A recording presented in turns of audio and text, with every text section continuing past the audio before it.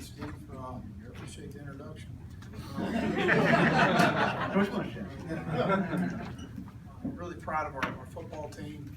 You know, going through the week, Tuesday and Wednesday practice, kind of went out there. I thought the effort was really good, and just the mental intensity and was the focus there, was where we dialed in at. I thought we had a great Thursday and Friday, and then we came out here and we came out of the gates pretty good. You know, offensively, really probably by far our most complete game of making some plays when you needed to make plays. Really successful in staying balanced and doing a good job in the run game. I thought Kirk called a great game as far as some shots down the field, and Deebo Samuel goes and makes some 50-50 ball plays that only a few of us can make on this earth. And so really proud of you know, offensively moving the ball down the field. They got a little tackle overset that gave us some issues defensively, didn't fit some runs very well. That was disappointing. The two runs that split us in the first half. Their splits create space in your defense, and we honored it too much. We needed to stay more to the box, and that's on me as a coach. So we'll get those things corrected. The tackle over in the second half was really the drive they had. Unfortunately, their guy missed 2 field goals, but our guys kept fighting. They kept hanging in there.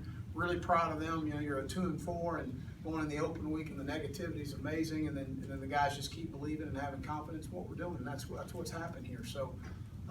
But our work ethic and our preparation, what's been key, this staff has done a fantastic job. I'm really proud of them. But our young guys continue to mature, continue to get better. You know, Dennis Warren, Kier Thomas. I mean, there's some guys on defense too that have continued to come on. A.J. Turner's the only injury we have. We think it's just a knee sprain, probably day to day. And so past that, I think we're pretty healthy going into our next ball game. I'll open up for any questions. Raise your hand. We'll get a microphone to you, David. Well, in the run game, specifically through the first 3 quarters, what were some of the struggles? Was it the blocking, or maybe Rico just not seeing the holes? I felt like we weren't hitting the hole. You know, I felt like there were some things there, and you know what you got to be careful with, especially a young back, is always trying to make the big run. Just, you know, 4 yards is good. It's 2nd and 6, so we're not going to make a big run every time against the folks we're playing against. You know, we've got to be able to just take 4 yards, go 2nd and 6, and play the next down. And it wasn't on Rico, I'm not saying that, but there was some times I didn't feel like we hit the hole as crisply as we could have. How comfortable was it to see him? Well, yeah, I thought Rope did a good job of going to some speed sweeps and misdirections to give some eye candy to the defense, and we got some displacement in there. Our offensive line ran the power play extremely well in the second half, and really got a lot of movement there. I really thought their player, their backside safety made a fantastic play on the one power, was about to spit out, and the game was going to be over, and they wouldn't have gotten the ball back, but their player made a really good play. Josh.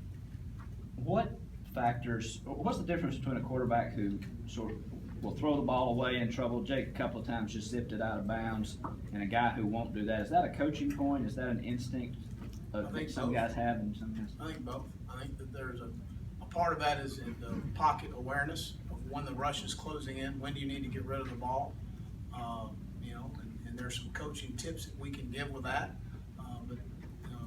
You know, I thought there was a couple times we probably held the ball a little long, and we probably could have gotten away with it. They played some good man coverage at times in the game, but you know, I'll take our guys in man coverage a lot. Is that something that you can tell about a guy on a practice field? Like, did you realize that Jake had that, or does he have to prove it on the field? Because we're not live. Right. And that's where it's hard.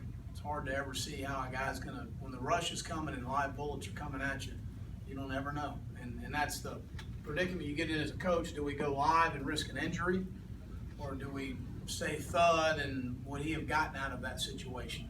Did he recognize the situation? Certainly reps help. Having live rushers come at you is good, but you don't ever really know till game day or when it's a live situation.